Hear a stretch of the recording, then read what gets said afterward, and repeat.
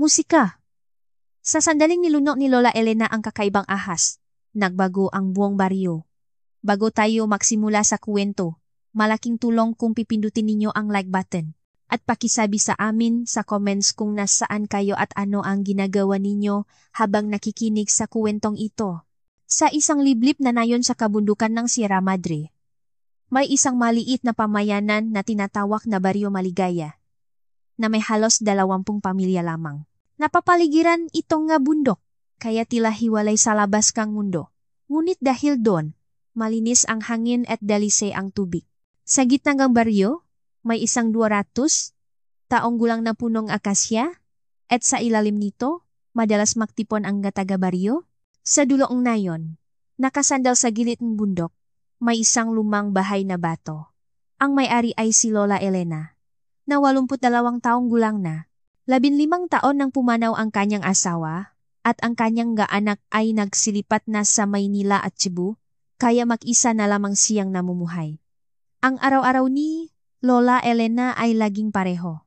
Pagsapit ng alas 5 ng madaling araw, siguradong magigising na siya at lalabas sa bakuran para magwalis.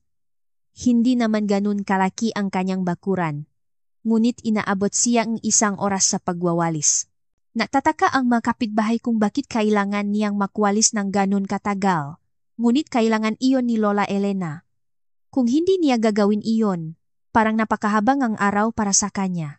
Ganito na naman siguro ngayon.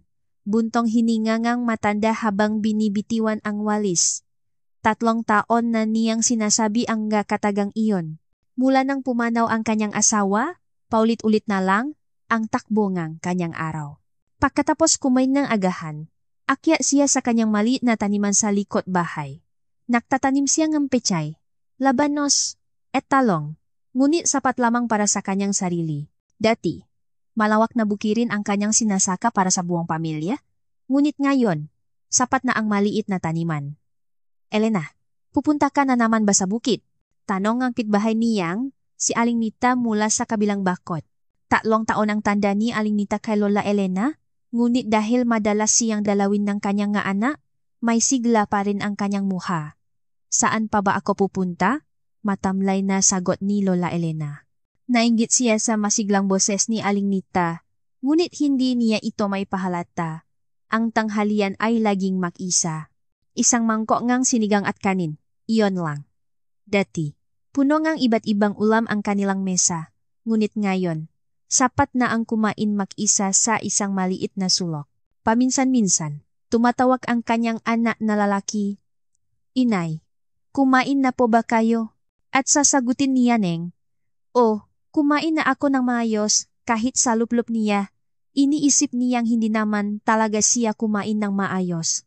Marco, tapos mo na ba ang iyong takdang aralin? Ang boses mula sa kabilang bakod ay lalong nagpapalungkot sa puso ang matanda. Dati, hindi naubos ang ganoong ingay sa kanyang bahay, ngunit ngayon, tanging bulong na lang sa sarili ang kanyang naririnig, sa ngang bahay na walang laman. Pagsapit ng hapon, pumupunta siya sa barangay hall. Ilang matatanda ang naktitipon doon para magtong-its o magkwentuhan. Ngunit nitong nga araw na ito, kahit iyon ay wala na ring gana para sa kanya. Naging tahimik kayata nitong huli, Elena, nag-alalang sabi ni Aling Lita. Siguro nga, dahil mag-isa na lang siya, tango ni Aling Nita. Si Lola Elena ay parang walang naririnig, nakaupo lamang at nakatulala. Kahit kasama niya ang ngataw, naroon pa rin ang kalungkutan. Pagsapit ng gabi, umuuwi siya at binubuksan ang telebisyon. Nanut siya ng balita at mga drama, ngunit hindi siya makapag-focus. Ang mataw sa screen ay abala at masigla, samantalang siya ay walang lakas. Sana naging espesyal na tao ako, bulong ng matanda. Hindi ito ang unang pagkakataon na naisip niya iyon. Nitong nga araw na ito, madalas niyang iniisip iyon. Maaring katawa-tawa na gusto niyang maging espesyal sa kanyang katandaan, ngunit gusto pa rin niyang makaroon ng mas makabuluhang araw kaysa sa kasalukuyan. Sa telebisyon, may isang kwento tungkol sa isang matandang babae na naging sikat na manghuhula sa kanilang lugar at dinadayo ng mga tao. Tulala lang na pinanot ni Lola Elena ang screen. Ang swerte naman ng matandang iyon. May halong inggit sa boses ng matanda. Mas lalo siyang nalulungkot pagsapit ng gabi. Dati, kasama niya ang kanyang asawa. Nag-usap tungkol sa iba't ibang bagay bago matulog. Ngunit ngayon, mag-isa na lang siyang nakahiga at nakatingin sa kisame. Paminsan-minsan, naririnig niya ang ihip ng hangin o tahol ng aso. At doon lang niya nararamdaman na buhay pa siya. Bukas, ganito na naman siguro. At sa susunod na araw, pareho pa rin, itinaas ngang matanda ang kumot hanggang sa kanyang baba. Hanggang kailan kaya magpapatuloy ang ganitong buhay? Ang kanyang nga anak ay abala at 1 o 2 beses lang sa isang taon kung magpakita. At unti-unti na rin siyang napapalayo sa matagabaryo. Ngunit ang kakaiba ay nitong mga araw na ito. Madalas niyang naiisip iyon. Ang isiping sana may mangyaring espesyal. Ang isiping sana maging makabuluhan din siya sa ibang tao. Sana bigyan akong langit ng espesyal na kakayahan, bulong ng matanda sa dilim. Alam niyang imposible iyong mangyari. Ngunit ang pag-isip nito ay nagbibigay ng kaunting ginhawa sa kanyang puso. Ang bundok sa likod bahay, na natatanaw mula sa bintana, ay nababalot ngang dilim. Sa likod ng bundok, kumikislap ang nga bituin, ngunit ang puso ng matanda ay mas malungkot pa kaysa sa liwanag ng nga bituin na iyon. Pagsapit ng umaga, magsisimula na naman ang isa pang araw na pareho. At hanggang kailan niya kaya kailangang ipagpatuloy ang ganitong buhay? At sa gayon, ang karaniwan at malungkot na araw-araw ni Lola Elena ay nagpatuloy. Ngunit hindi pa niya alam na ilang araw mula ngayon, isang mahiwagang pangyayari ang naghihintay na babago ng tuluyan sa kanyang buhay. Makalipas ang 1 pang buwan, lalong naging nakakabagot ang araw-araw ni Lola Elena. Tuwing 5:30 nga umaga, eksaktong sa parehong oras siya nagigising. Kahit walang alarm clock, nakakagulat at nakakalungkot na kusa na siyang ginigising ng kanyang katawan. Dati, nakmamadali siyang bumangon dahil sa kanyang asawa o mga anak, ngunit ngayon, nakasanayan na lang niya. Nagsimula na naman ang isang araw, bulong ng matanda sa ilalim ng kumot, ayaw niyang bumangon. Tutal, pareho lang naman ang araw na ito sa kahapon, kaya bakit pa magmamadali? Ngunit ang kanyang katawan ay kumilos na parang makina. Nagilamos siya, nag-ehersisyo ng kaunti, at pagkatapos ay lumabas sa bakuran para magwalis. Hindi naman ganun karami ang natuyong dahon, ngunit mahigit 1 oras siyang nagwalis ng nagwalis. Elena, ang aga mo. Sumilip si Aling Nita mula sa kabilang bakot. Maaga ring magising si Aling Nita, ngunit mas huli kaysa kay Lola Elena. Hindi ako makatulog. Sagot ni Lola Elena nang hindi tinitigilan ang pakwawalis. Lagi ka na lang ganyan nitong huli. Sabi nila, kapag tumatanda, nababawasan ang tulog. Baka nga to, nag-alalang sabi ni Aling Nita. Siguro nga, matamlay ang sagot ni Lola Elena. Sa totoo lang, hindi ang kawalan ng tulog ang problema. Natatakot siyang matulog dahil wala siyang pangarap at walang inaasahan. Sana man lang sa panaginip ay may mangyaring masaya. Ngunit nitong nga araw na ito, kahit ang kanyang nga panaginip ay hindi na masaya. Pagkatapos kumain ngang agahan, akyat siya sa taniman sa likod bahay. Kailangan niyang umakyat sa isang matarik na daan ng 15 minuto. At ang daan na dati niyang iniisip na mahirap ay ngayon ay parang automatiko na lang niyang tinatahak. Bumagal na ang kanyang nga hakbang at kailangan niyang magpahinga sa kalagitnaan. Ngunit dahil wala namang dapat madaliin, dahan-dahan siyang umakyat. Sa taniman, wala nang masyadong gagawin. Pagsapit ng kalagitnaan ng Oktubre, halos tapos na ang panahon ng pagsasaka. Ilang puno na lang talong ang natitira para sa paggawang ng torta, at ang iba ay naani na niya. Dahil sapat lang para sa sarili ang kanyang itinatanim, mabilis itong natapos. Dati, abala ako sa pagtatanim para sa buong pamilya. Mapait na ngumiti ang matanda habang tinitingnan ang maliit na taniman. Dati, mahigit kalahating ektarya ang kanyang sinasaka, ngunit ngayon, sapat na ang maliit na taniman na halos 400 metro kwadrado. Sa pagbabalik mula sa bukit, dala ang ilang dahon ng pechay at kamote, Madalas na umuupo at nagpapahinga si Lola Elena sa daan sa bundok. May isang malaking bato doon kung saan tanaw ang buong baryo. Ang pagupo doon at paktanaw sa baryo sa ibaba, ang kanyang munting kaligayahan nitong maaraw na ito. Mayroong mga 20 bahay sa baryo, ngunit mga 15 bahay lang ang may nakatira. Ang iba ay mga abandonadong bahay o mga bahay na paminsan-minsan lang binibisita ng matagalungsot. Noong bata pa ang matanda, mahigit 40 bahay ang naroon, ngunit ngayon, kalahati na lang. Saan kaya sila nakpunta? Bulong ng matanda. Ang mga kabataan ay nagsilipat lahat sa lungsod, at ang mga matatanda ay isa-isang pumanaw. At ngayon, mga lolo't lola na lang ang natira. Ang pinakamasigla sa baryo ay ang 10 taong gulang na si Marco. Si Marco ay apong ang pitbahay na nakatira sa kanyang lolo't lola. Ang kanyang mga magulang ay nagtatrabaho sa Cebu at ilang beses lang sa isang taon kung umuwi. Sana kasing sigla ko si Marco. Naisip ni Lola Elena habang pinapanood si Marco na naglalaro sa bakuran. Para sa isang bata, bawat araw ay bago at masaya. Ngunit bakit siya ay ganito kawalang lakas? Pag-uwi sa bahay, naghanda siyang tanghalian. Isang instant noodles na may itlog lang ang lahat. Dati, kumakain siya ang kanin, sabaw, gulay, at iba't ibang ulam. Ngunit ngayon, wala na siyang ganang mahanda. Bakit pa mag-abalang maghanda ng maayos kung mag-isa lang naman siyang kakain? Walang lasa, bulang ng matanda, habang humihigop ng noodles, hindi ang noodles ang walang lasa, kundi ang pagkain ng mag-isa. Dati, may nga ang kanilang kainan dahil kasama niya ang kanyang pamilya, ngunit ngayon, tanging tunok lang ng kutsara at tinidor ang maririnig. Pagkatapos kumain ng tanghalian, natutulog siya ng sandali.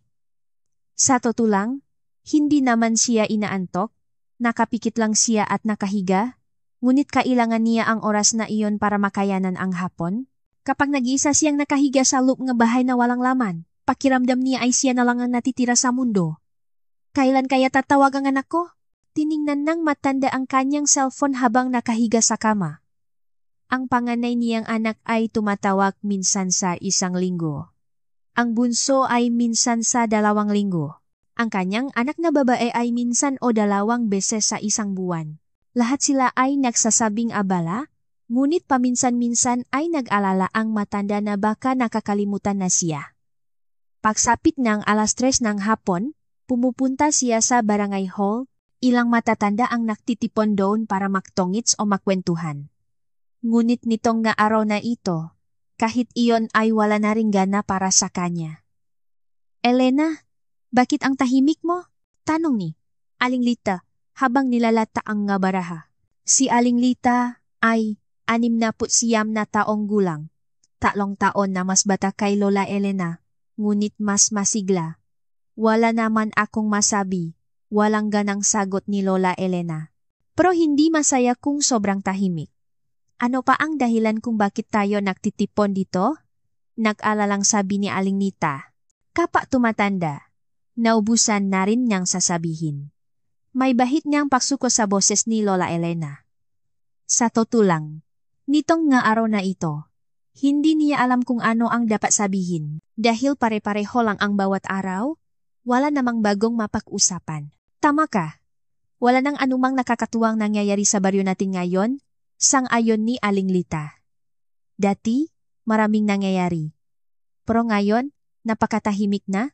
Sana may mangyari man lang, buntong hininga ni Aling Nita. Nakakalungkot din na ganito na lang tayo mabubuhay hanggang mamatay. Sa sinabing iyon, itinaas ni Lola Elena ang kanyang ulo. Nagulat siya na pareho pala silang inisip ni Aling Nita. Unga, sana may mangyaring espesyal. Espesyal na pangyayari? Anong ibig mong sabihin? Nagtatakang tanong ni Aling Lita. Hindi ko alam. Basta isang bagay na hindi karaniwan. O kaya naman isang bagay na makakatulong tayo sa ibang tao, dahan-dahang sabi ni Lola Elena. Ito ang unang pagkakataon na sinabi niya ang inisip na ito sa ibang tao. Ah, ganun pala? Nagpakita ngang interes si Aling Nita. Paminsan-minsan, Naisip ko rin yan. Gusto kong maging kapaki-pakinabang pa rin kahit matanda na. Habang naglalarong tong its, nagpatuloy ang usapan ng nga matatanda.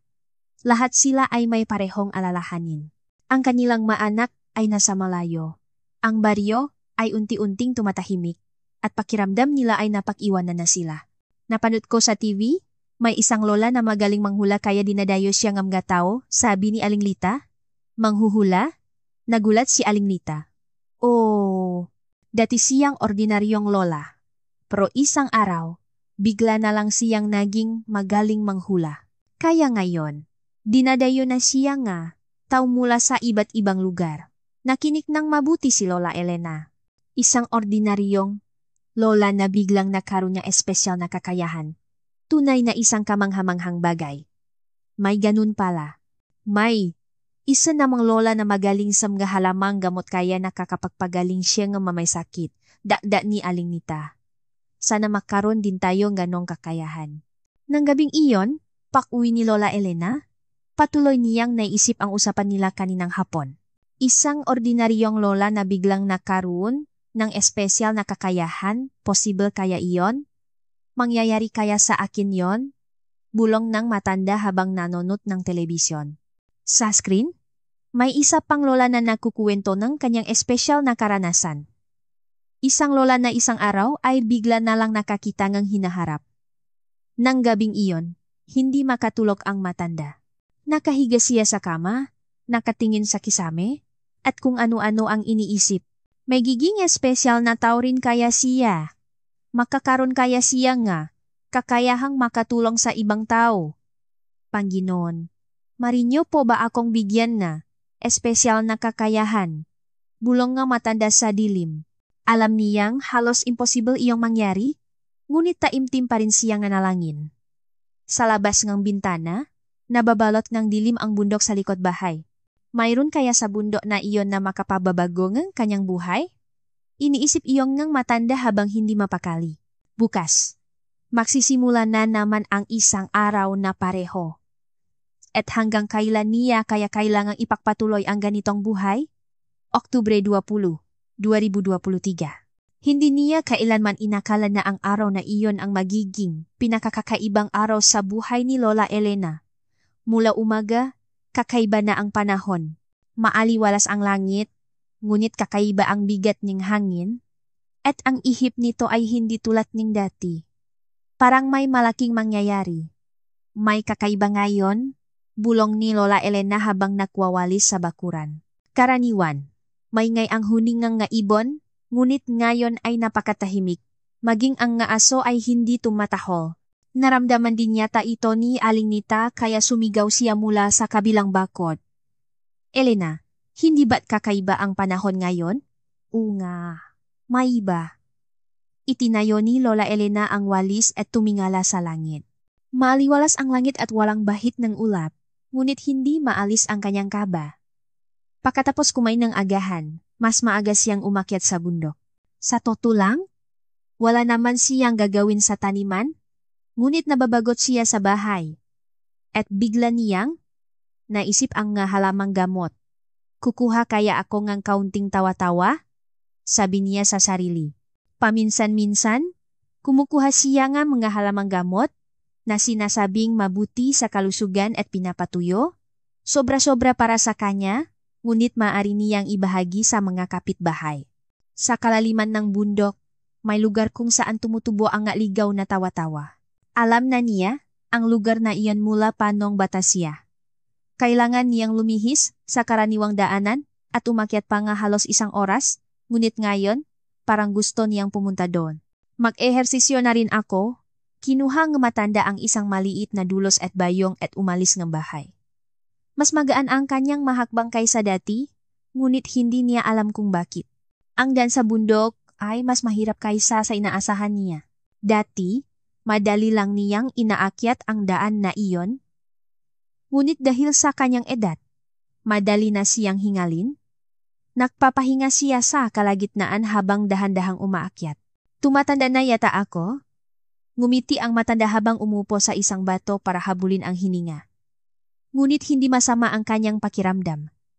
Masaya siyang nakalayo sa bahay, at nakarating sa malayong lugar. Pagkatapos ng isa pang oras ng pag-akyat, narating niya ang lugar kung saan tumutubo ang nga tawa-tawa. Isang patak na lugar kung saan may maliit na sapa na dumadaloy at sa paligid nito ay tumutubo ang iba't ibang halamang gamot, hindi lang tawa-tawa, kundi pati na rin lagundi at sambong, maraming magagandang halamang gamot. Wow! Ang dami pala rito! Namangha ang matanda. Ilang taon na siyang hindi nakapunta at mas lalong dumami ang nga halamang gamot. Dahil bihira itong puntahan ng nga tao, napanatili nito ang likas na anyo. Kinuha ngang matanda ang dulos at maingat na nagsimulang magukay ngang tawa-tawa. Hindi siya kukuha ng marami. Sapat lang. Kailangan niyang pangalagaan ang kalikasan at sapat na ang kaunti para sa kanya. Pagkatapos kumuha ngang ilang ugat ngang tawa-tawa, umupo ang matanda sa tabi ngang sapa para magpahinga.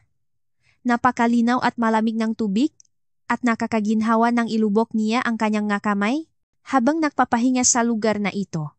Naging payapa ang kanyang kalooban. Talagang masarap sa kalikasan, bulong ngang matanda habang nakikinig sa agos ng tubig. Mayroon itong katahimikan na hindi niya maramdaman sa baryo. Ang huni nga ibon, ihip ng hangin, at agos ng tubig lang ang maririnig at para itong paraiso. Ngunit bigla siyang nakaramdam ngang kakaibang enerhiya. Pakiramdam niya ay may nakatingin sa kanya. Lumingon siya sa paligid, ngunit wala siyang nakita. Ngunit sigurado siyang may nakamasid sa kanya. May tao ba riyan? Maingat na tanong ng matanda. Walang sumagot, ngunit nagpatuloy ang pakiramdam na iyon. Nagsimula siyang kabahan, iniisip na baka may baboy ramo o ibang hayop. At noon nga, mula sa damuhan sa kabilang pampang ng sapa, may nakita siyang kumikinang. Nung una, inakala niyang sinaklang ang araw na tumatama sa tubig. Ngunit nang tingnan niyang mabuti, hindi pala. Isang liwanag na tila may buhay. Ano yon? Dahil sa kuryosidad, tumayo ang matanda at lumapit doon. Kailangan niyang tumawid sa sapa. Ngunit buti na lang at may mga batong maaring gamiting tulay. Maingat siyang tumawid at lumapit sa damuhan. Habang papalapit, lalong nagiging mahiwaga ang liwanag. Para itong isang hiyas na kumikinang sa iba't ibang kulay. Nagsimulang bumilis ang tibok ng puso ang matanda. Ito ang unang pagkakataon sa buong buhay niya na nakakita siya ng ganito kahanga-hangang bagay. Nang sa wakas ay makita niya kung ano iyon, napaatras siya sa gulat. Isa pala itong ahas. Ngunit hindi ito isang ordinaryong ahas. Ang ahas ay kasing haba ng kanyang braso. At ang buong katawan nito ay natatakpan ng makukulay na kaliskis na parang bahagari. Kapag tinatamaan ng sikat ng araw, kumikinang ito sa 7 kulay na parang isang buhay na hiyas. Pula, kahel, dilaw, berde, asul, indigo, at lila ang sunod-sunod na nagniningning. Diyos ko! May ganito palang ahas, bulong ang matanda na nakanganga. Dapat siyang matakot, ngunit sa hindi malamang dahilan, hindi siya natatakot. Sa halip, tila ito mahiwaga at maganda. Ang ahas ay hindi tumakas kahit nakita siya. Sa halip, itinaas nito ang ulo at diretsong tumingin sa kanya. Ang mata nito ay may malalim na kulay esmeralda. At tila naglalaman ng lihim ng mahabang panahon. Nang magtama ang kanilang mata, nakaramdam ang matanda ng kakaibang pakiramdam. Tila may gustong sabihin ang ahas. Siyempre, hindi nagsasalita ang ahas, ngunit sigurado siyang may gusto itong iparating. Sino ka? Hindi sinasadyang naitanong ng matanda sa ahas. Nakakatawa, ngunit sa sandaling iyon, tila natural lang. At bigla, may kakaibang nangyari. Nagsimulang kumalam ang sikmurang matanda. Kumain na siyang agahan, ngunit bigla siyang nagutom. Ngunit hindi ito ordinaryong gutom. Bakit bigla akong nagutom ng ganito? Hinawakan ng matanda ang kanyang tiyan. Tila ilang araw siyang hindi kumain. Isang matinding pakagutom ang kanyang naramdaman. Pakiramdam niya, ay, walang laman ang kanyang tiyan. At kung hindi siya kakain ng kahit ano, babagsak siya. Ang ahas ay nakatingin pa rin sa matanda. Ngunit ang kakaiba, habang tinitingnan niya ang ahas, lalo siyang nagugutom. Tila masarap tingnan ang ahas. Siyempre, hindi ito normal na pag-isip. Ngunit dahil sa matinding gutom, nawala siya sa sarili. Kakaiba. Bakit ganito ang nararamdaman ko? Inilingang matanda ang kanyang ulo. Ang isiping gusto niyang kainin ang ahas ay isang kabaliwan. Sa buong buhay niya, hindi pa niya naisip ang ganoong bagay. Ngunit lalong tumindi ang kanyang pagkagutom. Tila nananakit ang kanyang sikmura at nahihilo siya. Nagsimulang manlabo ang kanyang paningin at parang nanghihina ang kanyang binti. Talagang kailangan niyang kumain ng kahit ano. Ang ahas, na tila alam ang kalagayan ng matanda, ay dahan-dahang lumapit, walang bahid ng takot. Sa halip, tila isinusuko nito ang sarili. Hindi, mali ito. Sinubukan ng matandang mag-isip ng tama, ngunit hindi sumusunod ang kanyang katawan. Tila may kumokontrol sa kanya, at kusa nang gumalaw ang kanyang kamay. Hindi niya namalayan. Iniabot niya ang kanyang kamay at hinawakan ang ahas. Ang ahas ay hindi nagulat at nagpahawak ng payapa. Ang katawan ng ahas ay mas mainit at malambot kaysa sa inaasahan niya. Inakala niyang malamig at malakit ito, ngunit kabaliktaran pala. Nang hawakan niya ang ahas, mas lalong tumindi ang kanyang pagkagutom. Talagang hindi na niya matiis. Sinubukan pang matandang pigilan ang sarili, ngunit walang nangyari. Patawat, bulong ang matanda sa ahas. At pagkatapos, isang hindi kapanipaniwalang bagay ang nangyari. Dinala ng matanda ang ahas sa kanyang bibig. Huwag, sumigaw ang matanda sa huling sandali. Ngunit huli na ang lahat. Nagsimulang pumasok ang ahas sa kanyang bibig. Ang ahas ay hindi pumalak. Sa halip, tila kusa itong pumapasok. Kasabay ngang isang tunog ng paglunok, nawala ang ahas sa lalamunan ng matanda. Sa sandaling iyon, nagsimulang magkaroon ng malaking pagbabago sa katawan ng matanda. Una, uminit ang kanyang dibdib. Tila lumunok siya ng isang piraso ng bakal mula sa pugon. Ang init na iyon ay nagsimulang kumalat sa buong katawan niya.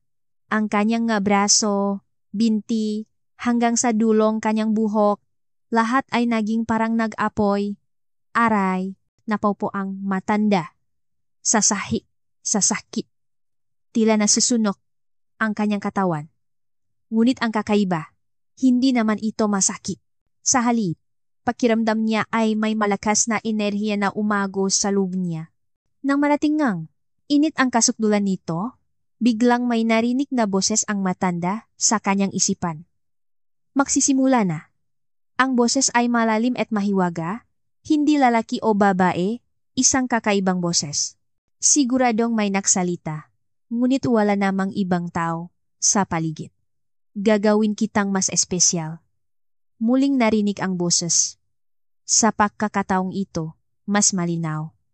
Natatakot at namamangha ang matanda. Ang ahas ba talaga ang nagsasalita? Dahan-dahang lumamig ang kanyang katawan. Ngunit hindi ito bumalik sa dati. Tila may pangunahing nagbago. Pakiramdam niya ay mas gumaan ang kanyang katawan at puno siyang lakas. Dahan-dahang tumayo ang matanda. Nang igalaw niya ang kanyang katawan, talagang iba ang pakiramdam. Tila mas mabilis siyang kumilos kaysa dati. Nang subukan niyang tumalon, mas mataas ang kanyang talon kaysa dati. At ang pinakakagulat-gulat ay ang kanyang paningin. Lahat ay mas malinaw. Maging ang bawat dahon sa malayong puno, ang maliliit na isda sa sapa, lahat ay malinaw niyang nakikita. Naintindihan mo na ba kung gaano ka nagbago? Muling narinig ang boses. Sa pagkakataong ito, nakasagot na ang matanda. Sino po kayo? Nasaan po kayo? Nasa loop mo ako dahil nilunok mo ako. Ahas, ikaw ba ang ahas na iyon? Oh, ngayon, iisa na tayo. Hinawakan ng matanda ang kanyang dibdib. Tunay ngang may gumagalaw sa loop nito. Mainit at malambot ang pakiramdam. Nagsimula nang lumubog ang araw. Masyado ng gabi para mag-isa sa bundok. Naisip ng matandang kailangan na niyang umuwi. ngunit napakagaan ng kanyang nga hakbang. Ang daan sa bundok na napakahirap akyatin kanina ay hindi na mahirap ngayong pababa. Sa halip tila mas mabilis pa siyang makakatakbo. Ngayon, isa ka ng bagong nilalang. Muling narinig ang boses ng ahas. Hindi sigurado ang matanda kung panaginip o totoo ang lahat ng ito. Ngunit ang sigurado, tuluyan na siyang nakbago. Habang pawi, magulo ang isip ng matanda. Sa wakas, may nangyaring espesyal, ngunit ito ba ay isang biyaya o isang sumpa? Hindi pa niya alam. Ngunit ang sigurado, tapos na ang kanyang ordinaryong buhay. Habang naglalakad pauwi, isa-isang sinusuri ni Lola Elena ang nga pagbabagong nangyari sa kanya. Ang pababang daan na dati nakakapagod at nakakangawit ay hindi na ganun ngayon. Sa halip, pakiramdam niya ay kaya niyang tumakbo ng mas mabilis. Kakaiba talaga, bulong ang matanda habang tinitingnan ang kanyang nga kamay. Sa panlabas, wala namang nagbago, ngunit ang kanyang lakas ay tiyak na iba na. Nang ikuyom niya ang kanyang kamao, ramdam niya ang umaapaw na enerhiya. At ang pinakakagulat-gulat ay, ang kanyang paningin. Tanaw niya ang baryo sa di kalayuan, at malinaw niyang nakikita maging ang ngasampay sa bawat bakuran. Nakikita niya ang puting kumot na nakasampay sa bakuran ni Alinglita. At ang ngamano na tumutukan ng pagkain sa bakuran ni Alinglita. Ngayon, isa ka ng ibang nilalang. Muling narinig ang boses ng ahas sa kanyang isipan. Ngayon, sigurado na si Lola Elena na ang boses na iyon ay talagang nakmumula sa ahas na nasa loop niya. Ang kakayahan ko ay nagsisimula pa lang. Anong kakayahan? Tanong ng matanda sa kanyang isipan. Alam niyang maririnig siya ang ahas kahit hindi siya magsalita ng malakas. Malalaman mo rin. Pagdating mo sa baryo, mararanasan mo ang unang kakayahan. Ang sagot ng ahas ay mahiwagang ngunit hindi detalyado. Nakaramdam ng kuryosidad at kaba si Lola Elena. Pagdating niya sa baryo, lubok na ang araw. May mga usok na nakmumula sa mga kusina, tandang ang paghahandang ang hapunan, at naririnig niya ang huling sigawan ng mga batang naglalaro. Ang karaniwang tanawin ng baryo na dati nilalampasan lang niya ay tila iba ngayon. Habang papalapit siya sa kanyang bahay, narinig niya ang malakas na sigawan mula sa kabilang bahay. Marco, hindi mo na naman ginawa ang taktang aralin mo? Boses iyon ng lolo ni Marco. Si Marco ay isang 10 taong gulang na batang lalaki na nakatira sa kanyang malolot lola dahil nagtatrabaho ang kanyang nga magulang sa Cebu. Lolo, mahirap po kasi. Hindi ko magawa. May halong iya sa boses ni Marco. Karaniwan, lalampasan lang ito ni Lola Elena, ngunit ngayon bigla siyang napatigil. At doon, isang kamanghamanghang bagay ang nangyari. Nagsimula niyang marinig ang boses sa isipan ni Marco. Ang hirap ngang Met. Kung andito lang sila mama at papa, matutulungan nila ako. Pero si Lolo, hindi naman marunong nito, kaya hindi ako makapagtanong. Bukas, papagalitan na naman ako ni teacher. Natatakot ako. Nagulat si Lola Elena at lumingon-lingon, ngunit walang marinig na aktwal na boses ni Marco. Malinaw na boses lang mula sa isipan ang kanyang narinig. Ito ang unang kakayahan. Paliwanag ng ahas. Ngayon, kaya mo nang basahin ang isipan ng ibang tao. Malalaman mo kung ano talaga ang iniisip nila. Hindi makapagsalita si Lola Elena sa sobrang gulat. Ang basahin ang isipan ng tao? Possible ba talaga iyon? Ngunit malinaw niyang narinig ang salubin ni Marco. Ramdam na ramdam niya kung gaano nahirapan at nalulungkot ang bata. Lumapit si Lola Elena sa bahay ni Marco. Sa pagitan ng bakod, nakita niya si Marco na nakaupo sa isang bangko sa bakuran. May bukas na kwaderno ngunit tulala habang hawak ang lapis. Ang kanyang lolo ay nanonood ng telebisyon sa loop at ang kanyang lola ay abala sa paghahanda ng hapunan. Marco, tawag ni Lola Elena mula sa kabilang bakod. Itinaas ni Marco ang kanyang ulo, kinusot ang nga mata, at bumati.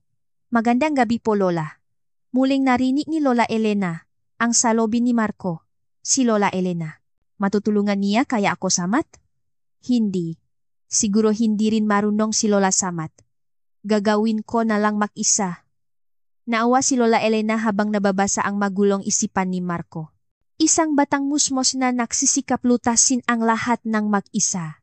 Anong pinag-aralan mo? Tanong ng matanda habang lumalapit. Math po.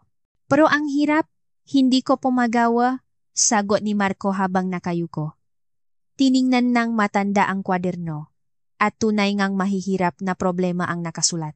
Mga fraction at geometry, mga problema sa math para sa ika-4 o ika-5 baitang.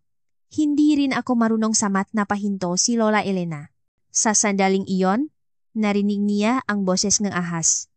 Gamitin mo ang aking lakas. Matutulungan mo ang bata. Paano? Tanong ng matanda sa kanyang isipan. Tingnan mo ang kanyang mga mata at gawin mo ang ituturo ko sa iyo. May kakaibang kumpiyansa sa boses ng ahas. Nag-atubili si Lola Elena, ngunit nang maisip ang hirap na dinaranas ni Marco, gusto niyang tumulong. Marco, tutulungan kita. Tinitigan ng direksyon ni Lola Elena ang mata ni Marco habang nasasalita. Sa sandaling iyon, isang kakaibang bagay ang nangyari. Nagsimulang manlabo ang mamata ni Marco, at ang kanyang ekspresyon ay naging tulala, na parabang nasa isang panaginip. Nagulat si Lola Elena, ngunit sinunod ang utos ng ahas. Ngayon, magmumukhang madali ang nga problema sa math. Kung pag-isipan mong mabuti, malalaman mo ang sagot. Nang sabihin ito ngang matanda, tumango si Marco. Opo, Lola. Kakaiba ang boses ni Marco, hindi tulad ng dati. Tila nagsasalita habang natutulog. May halong antok. Kinuha ni Marco ang lapis at muling tiningnan ang nga problema. At sa kanyang pagkagulat, mabilis niyang nasagutan ang nga ito. Ang nga problemang kanina lang ay hirap na hirap siya, ngayon ay madali niyang nalutas. Nakakamangha, hindi ba? May kasiyahang sabi ng ahas. Ito ang pangalawang kakayahan ko. Ang kapangyarihang kontrolin ang isipan ng iba. Nagulat at medyo natakot si Lola Elena. Ang kontrolin ang isipan ng iba. Tama ba iyon? Ngunit nang makita niya si Marco na nalulutas ang kanyang takdang aralin, gumaan ang kanyang pakiramdam. Hindi na mapapagalitan ng guro ang bata bukas.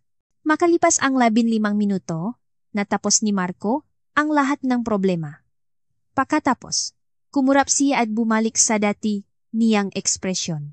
Teka, kailan ko natapos lahat to? Nagtatakang tiningnan ni Marco ang kanyang kwaderno. Muling narinig ang salubin ni Marco, kakaiba, ang hirap nga problemang to, paano ko nasagutan? Pero parang tama ang masagot. Salamat naman, hindi na ako mapapagalitan ni teacher bukas. Naramdaman ng matanda ang saya ng bata, at napangiti rin siya. Lola, salamat po. Hindi ko alam kung paano ko biglang nasagutan, pero maraming salamat po. Masayang bumati si Marco. Ngumiti si Lola Elena nang may halong pag-alinlangan. Masaya siyang nakatulong sa bata, ngunit hindi siya komportable sa paggamit ng kapangyarihan ng ahas. Habang pauwi, pinag-isipan niyang matanda ang nga nangyari ngayong araw. Nilunok niya ang ahas, nagbago ang kanyang katawan. Nakakabasa ngang isipan at nakakapakontrol pa ngang isipan. Talagang nga hindi kapanipaniwalang bagay. Ano sa tingin mo? Ang galing ng kakayahan ko? Di ba? May pagmamalaking tanong ng ahas. Nakakamangha. Pero tama ba na kontrolin ang isipan ng ibang tao? Maingat na tanong ng matanda.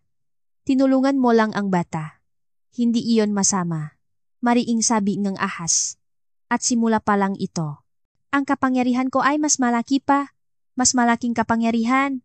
Oh, ang ipinakita ko sa iyo ay bahagi lang ang aking kakayahan. Kung gagamitin ko ang tunay kong lakas, mababasa ko ang isipan ngang lahat ng tao sa baryo.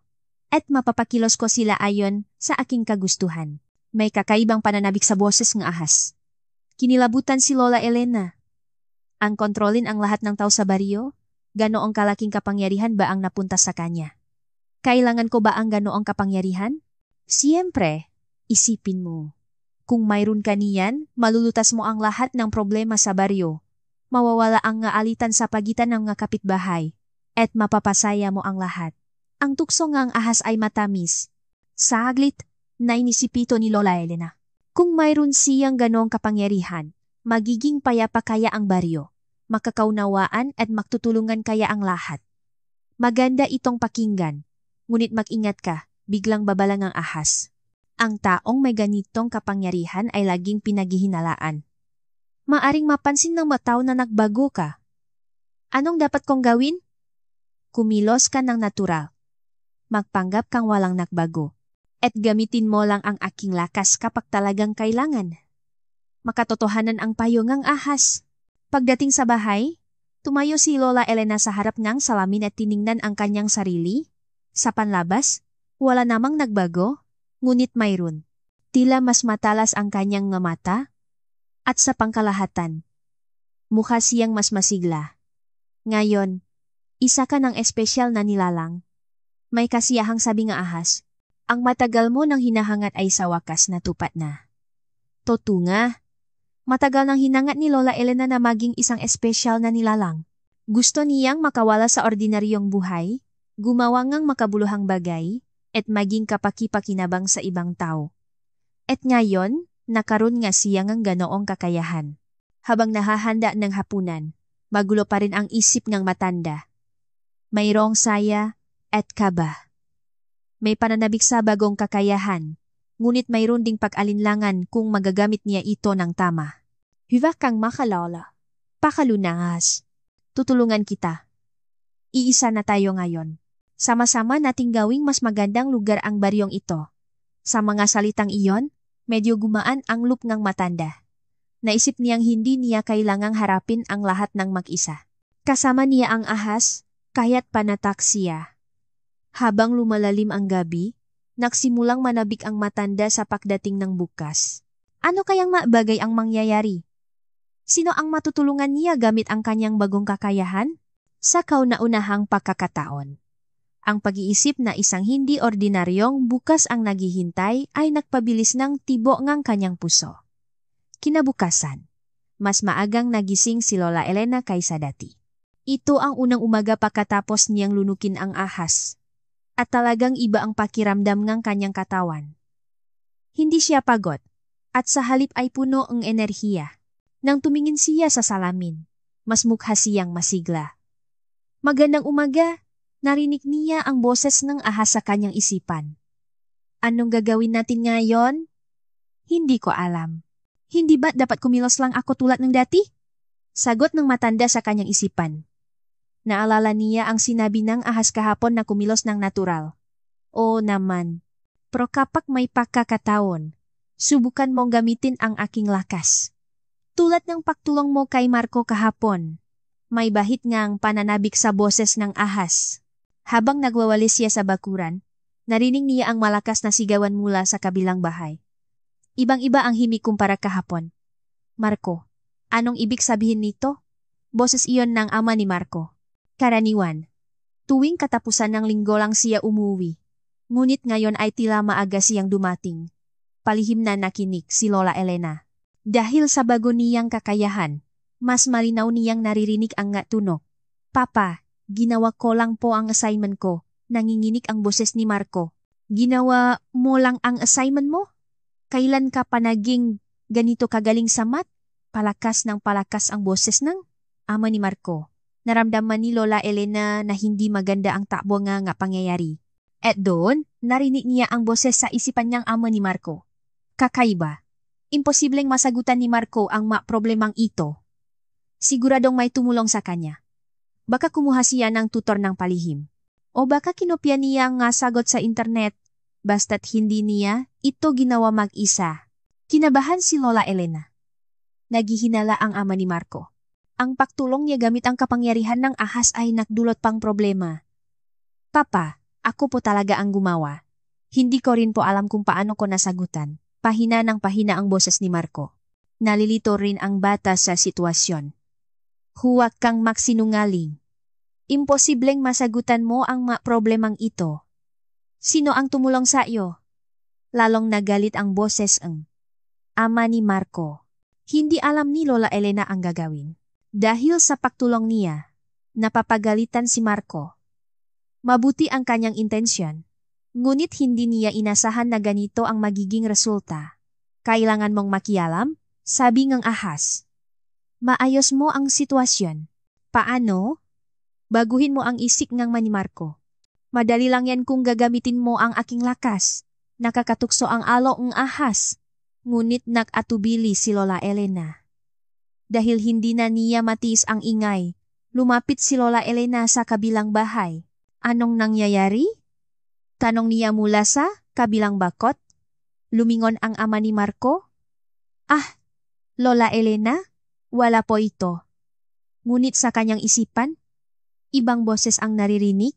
Baka ang matandang ito ang tumulong kay Marco? Hindi. Anong alam ngang matandang to samat?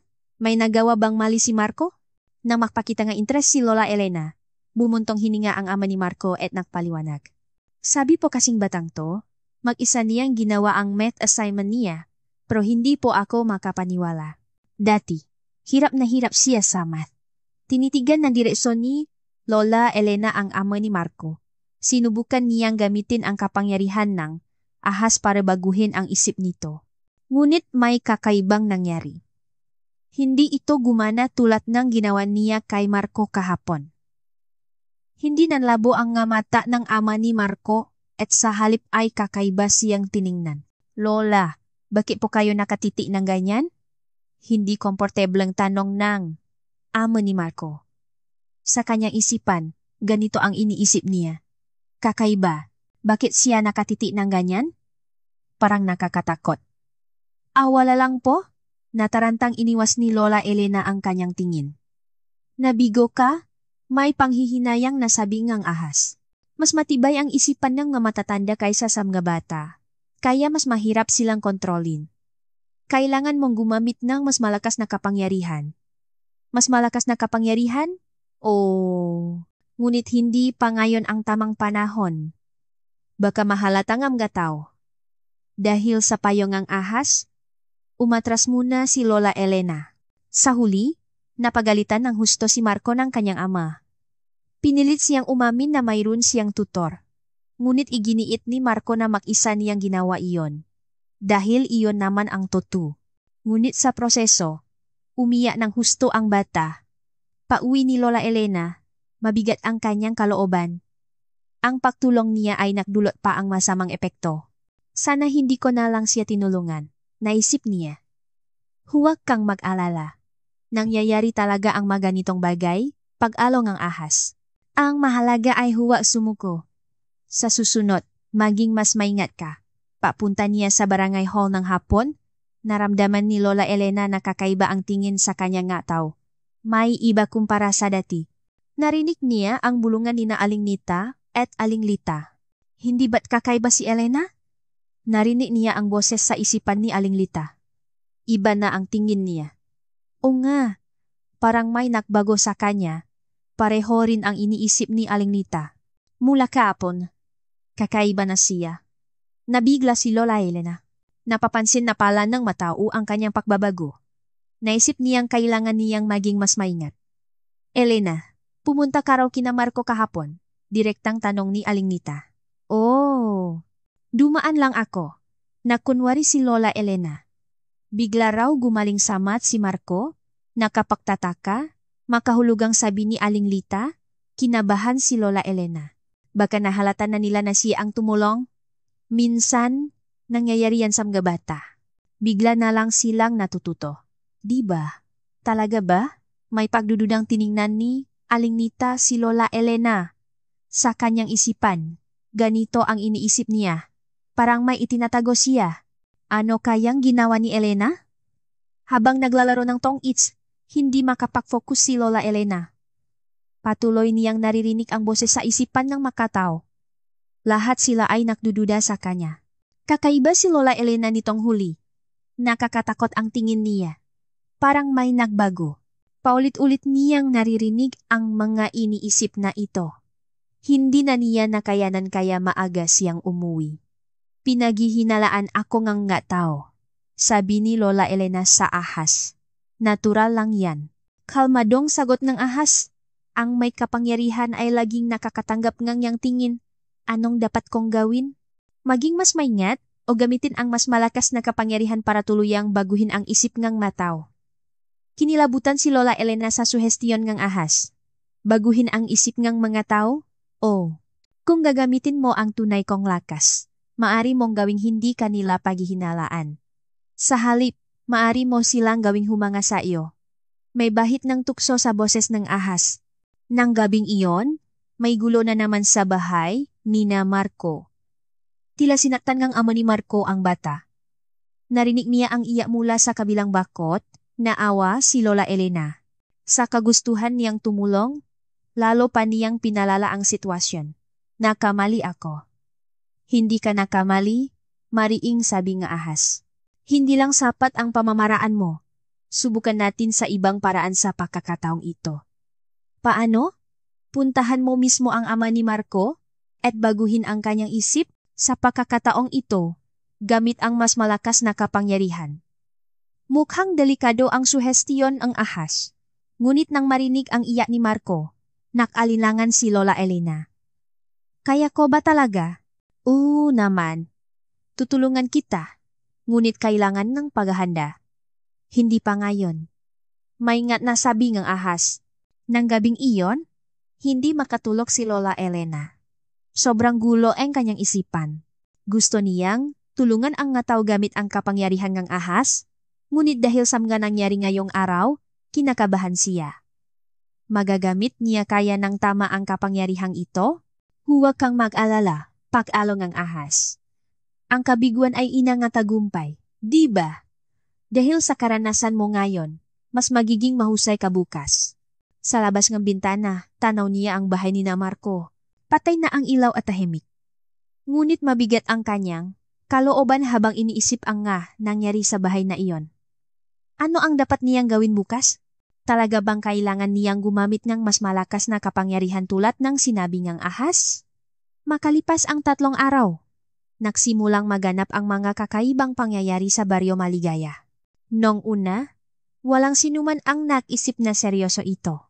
Inakala nilang natural lang na pangyayari dahil panahon ng taglagas. Sa loob ng 3 araw na iyon, patuloy na tinatanggihan ni Lola Elena ang tukso ng ahas. Dahil sa nangyari kay Marco, ayaw na niyang kontrolin ang isipan ng ibang tao. Hindi ko dapat gamitin ang kapangyarihang ito, sabi ni Lola Elena sa ahas. Isang kahangalan, naging malamig ang boses ng ahas. Kung tatanggihan mo ang aking kapangyarihan, pakbabayaran mo ito. Anong kabayaran? Malalaman mo rin. Nakakatakot ang sagot ng ahas. Ngunit hindi nagbago ang isip ng matanda. Naniniwala siyang mali na alisin ang kalayaan ng ibang tao na magpasya para sa kanilang sarili. Ngunit tunay ngang nagsimula ang makakaibang pangyayari. Una, nagkaproblema ang balon komunidad. Ang balon na hindi natuyo sa loob nga 200 taon ay biglang nagsimulang bumaba ang tubig. Kakaiba. Bakit biglang kumunti ang tubig sa balon?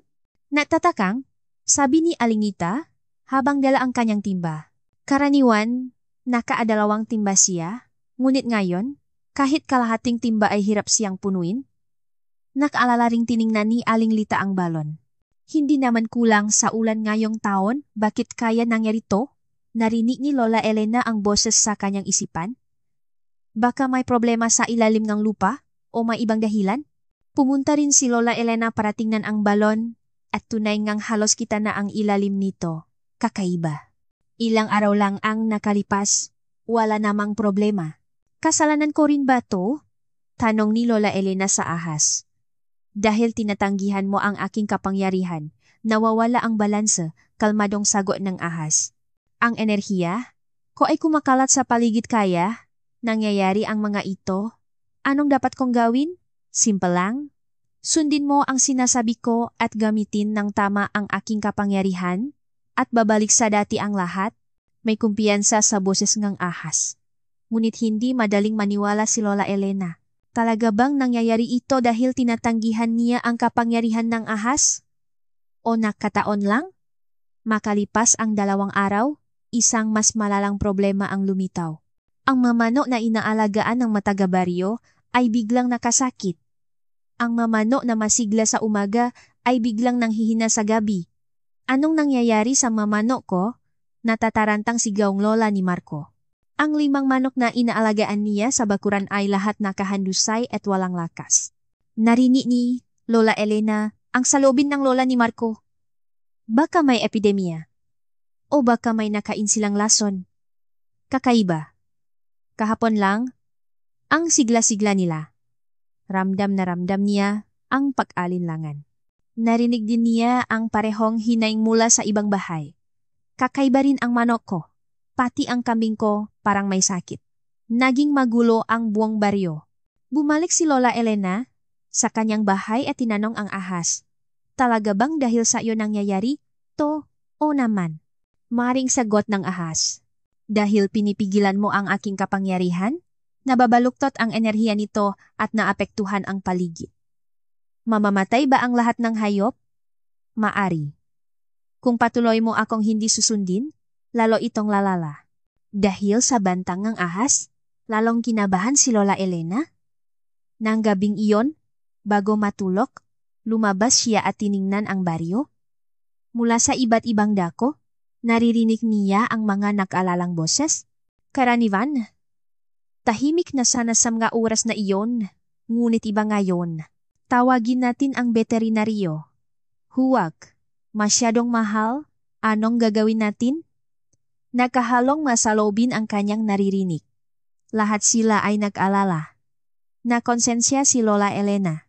Talaga bang dahil sa kanya nangyayari ang lahat nga ito? Kung o, ano ang dapat niyang gawin? Sa ikatlong araw, isang mas malalang pangyayari ang naganap. Ang mapananim sa likod ng bundok ay biglang nagsimulang malanta. Ang ngalabanos at pechay na hindi pa panahon ng anihan ay biglang nanilaw sa luplang ng isang gabi. Anong nangyayari dito? Nanlulumong tiningnan ni Lolo Kiko ang kanyang taniman. Ang nga pananim na 3 buwan niyang inalagaan ay nasira sa lublang ng isang gabi. Narinig ni Lola Elena ang salubin ni Lolo Kiko. Sa edad kong ito, paano ako mabubuhay kung masisira ang aking nga pananim? Paano kami mag-atsara para sa taglamig? Ganun din ang nangyari sa iba. Ang taniman ngang sili ni Lolo Taban, ang taniman ngang sitaw ni Lola Paching, lahat ay nasa parehong sitwasyon. Sa ngang isang gabi, nasira ang nga pananim sa buong baryo. Ngayon ko lang nakita ang ganito. Bulong ni Aling Nita kay Aling Lita.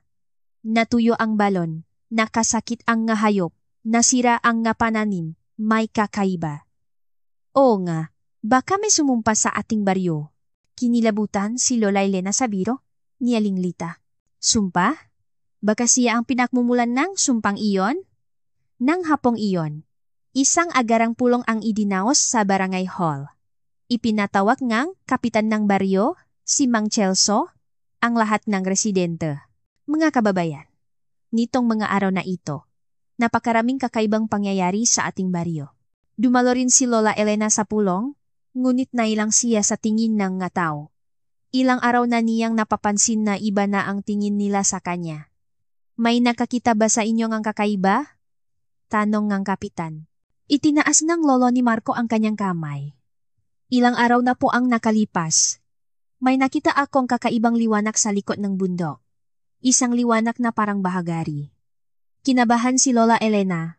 Baka ang liwanag na nakita niya noong nakilala niya ang ahas ang nakita nito? Kailan po iyon? Tanong ngang kapitan. Hindi ko na po matandaan. Pero mga 3 araw na yata ang nakalipas. Lalong kinabahan si Lola Elena sa sagot ng lolo ni Marco. Iyon mismo ang araw na nilunok niya ang ahas. At nagsalita si Aling Nita.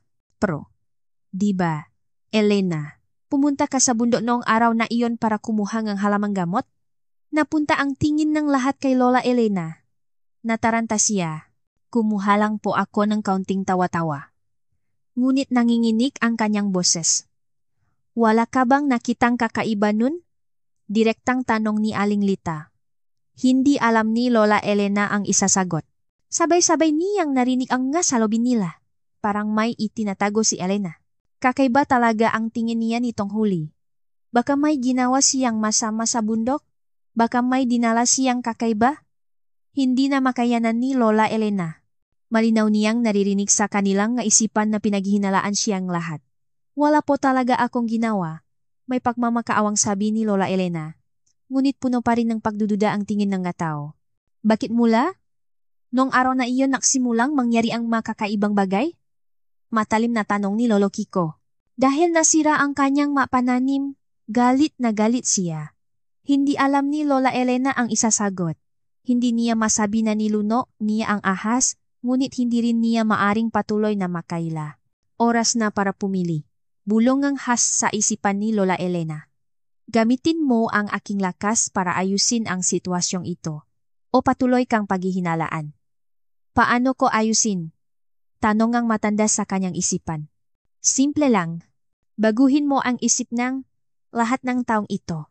Gawin mong hindi kanila paghihinalaan at sa halip ay hangaan ka pa. Nakakatukso ang alok ng ahas, ngunit nag-atubili pa rin si Lola Elena.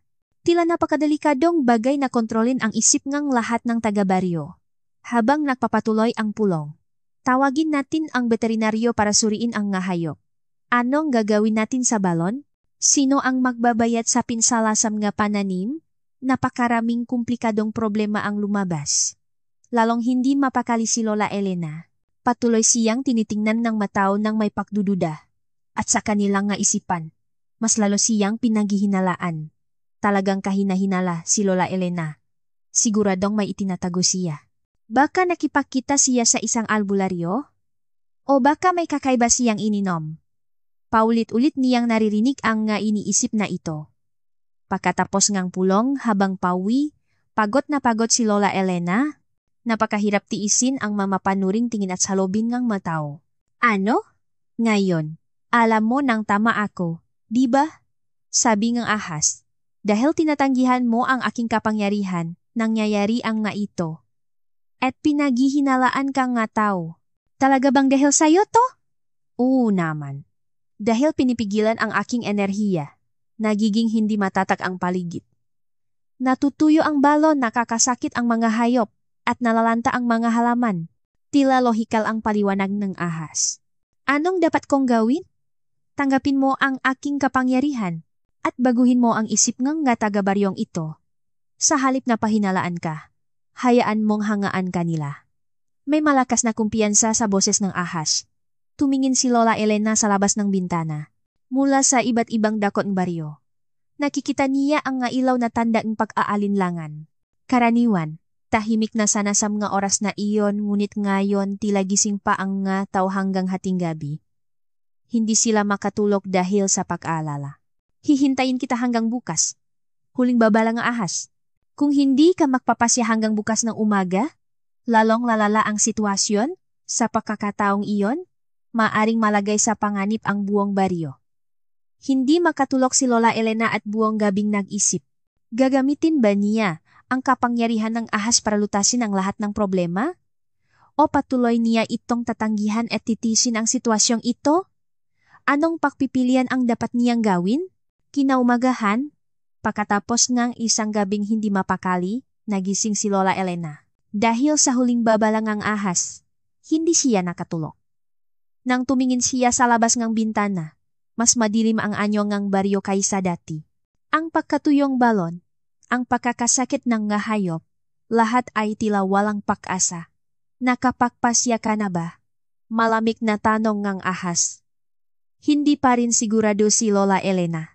Tila malulutas ang lahat ng problema kung gagamitin niya ang kapangyarihan ng ahas, ngunit pakiramdam niya ay mali itong landas. Bigyan mo pa akong kaunting panahon nang biglang may tumawa sa labas ng tarangkahan. Elena, ako to, si Nita. Boses iyon ni Aling Nita. Tila mas maaga siyang dumating kaysa dati. Nang buksan ni Lola Elena ang pinto, seryoso ang mukha ni Aling Nita. Elena, kailangan nating mag-usap. Narinig ni Lola Elena ang boses sa isipan ni Aling Nita. Mukhang may malaking nagawa ang kaibigan kong ito. Kailangan ko siyang tulungan. Anong pag-usapan natin? Pilit na ngumiti si Lola Elena. Pumasok ka muna at magkape. Hindi tumanggi si Aling Nita at pumasok sa loop. Nang makaharap silang dalawa sa sala, unang nagsalita si Aling Nita. Elena, kakaiba ka nitong huli. Diretsong salita. Mula noong 3 araw na nakalipas, para kang naging ibang tao. Kinabahan si Lola Elena. Nahalata na rin pala ni Aling Nita. Anong kakaiba? Sinubukan niyang makunwari, ngunit seryosong-seryoso ang tingin ni Aling Nita. iba na ang tingin mo, at parang may itinatago ka. Hinawakan ni Aling Nita ang kamay ni Lola Elena. Mahigit 50 taon na tayong magkaibigan. Alam kong may itinatago ka. Narinig ni Lola Elena ang saloobin ni Aling Nita. May masamang nakita ang kaibigan kong ito sa bundok. Kaya nangyayari ang maito, at gusto ko siyang tulungan nita.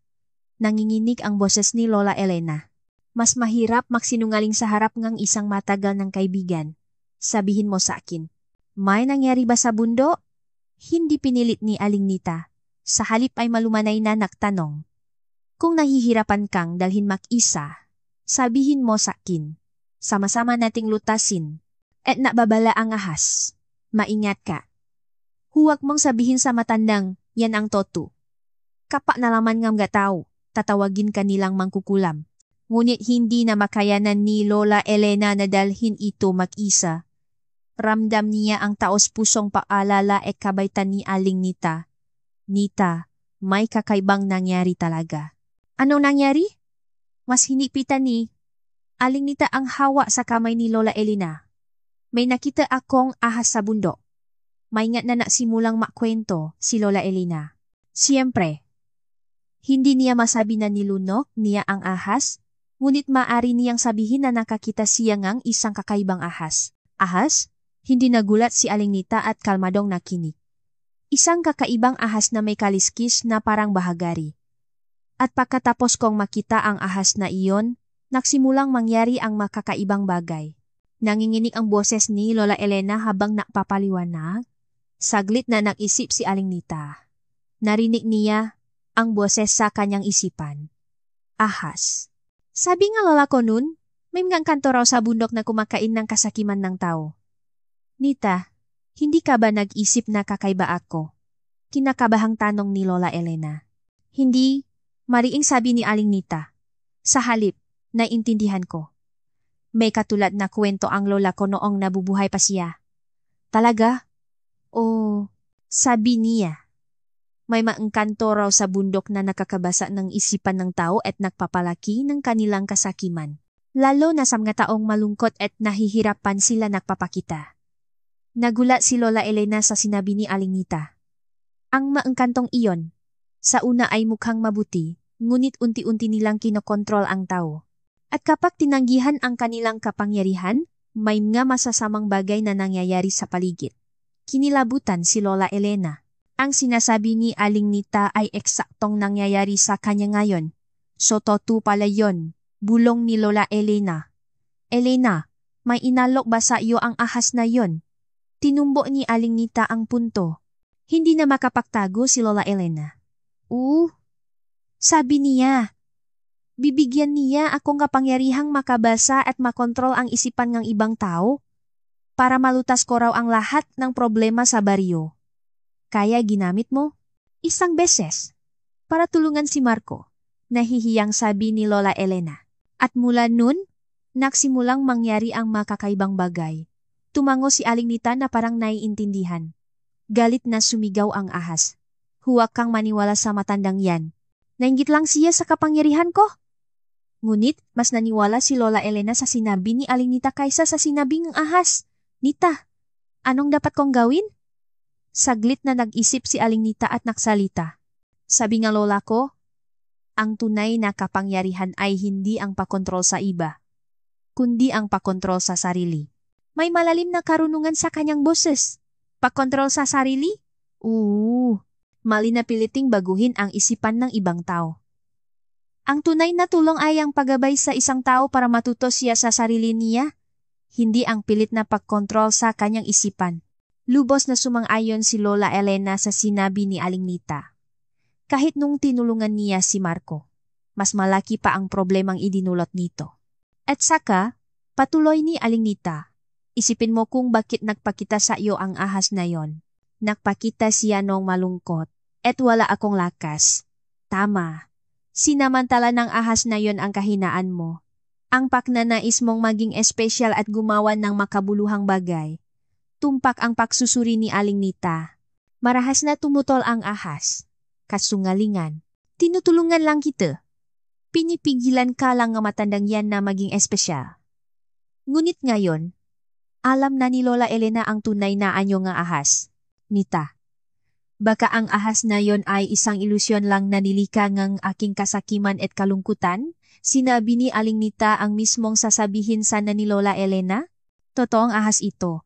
Pero ang dahilan kung bakit siya napakita sa akin ay dahil sa puwang sa aking puso.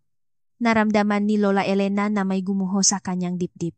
Ang mabagay na inakala, niyang espesyal na kakayahan, ay maring ilusyon lang pala na nilihan ng kanyang kasakiman. Kung gayon, ang mga nangyayari sa baryo ngayon ay hindi dahil sa kapangyarihan ng ahas, kundi dahil sa pagnanais kong umasa sa ahas na iyon, sabi ni Aling Nita. Dahil hindi mapakali at magulo ang aking isipan, ganon din ang enerhiyang naipapasa ko sa paligid. Ngayon, naiintindihan na ni Lola Elena. Hindi dahil tinanggihan niya ang kapangyarihan ng ahas kaya nakaproblema, kundi ang kanyang pagnanais na umasa sa ahas ang problema. Nita, anong dapat kong gawin? Una, kailangan mong tuluyang tanggihan ang tuksong ahas na iyon. At hanapin mo ang iyong tunay na lakas. Mas hinigpitan ni Aling Nita ang hawak sa kamay ni Lola Elena. Anong tunay na lakas? Ang iyong sarili. Ang pagtanggap na kahit walang espesyal na kakayahan, sapat ka na bilang isang makabuluhang tao. At ang pakikipag-usap ng taos puso sa ibang tao. Huling hirit ng ahas. Isang kahangalan. Anong magagawa niyan? Wala kang kwenta kung wala ako? Ngunit nakapagpasya na si Lola Elena. Hindi? Sapat na ako bilang ako. Ngumiti si Aling Nita.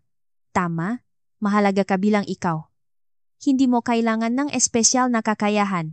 Nita, salamat. Kung maisa lang ako, baka naligaw pa rin ako. Magkaibigan tayo, natural lang na matulungan. Mainit na sabi ni Aling Nita. Matagal silang nausap. Inamin ni Lola Elena kung gaano siya kalungkot at kawalang lakas kaya nahulog siya sa tuksoong ahas. Nakikinig si Aling Nita nang walang panghuhusga. Anong gagawin mo ngayon? Tanong ni Aling Nita. Kailangan kong tuluyang paalisin ang ahas na iyon. At gusto kong humanap ngang paraan para humingi ngang tawad sa mga taga-baryo. Magandang ideya. Pero hindi, yan magiging madali. Alam ko, pero kailangan kong gawin. Tumayo si Aling Nita at nagsalita. Tutulungan kita. Huwag mong gawin mag-isa. Nita, maraming salamat. Pag-alis ni Aling Nita, mag-isang umupo si Lola Elena at inayos ang kanyang isipan. Ngayon, kailangan na niyang pahandaan ang huling paghaharap sa ahas. Para sa kapayapaan ng baryo at para sa kanyang tunay na kalayaan. Nang hapong iyon, buo na ang pasya ni Lola Elena at nagtungo siya sa malalim na sapa sa likod niyang bundok.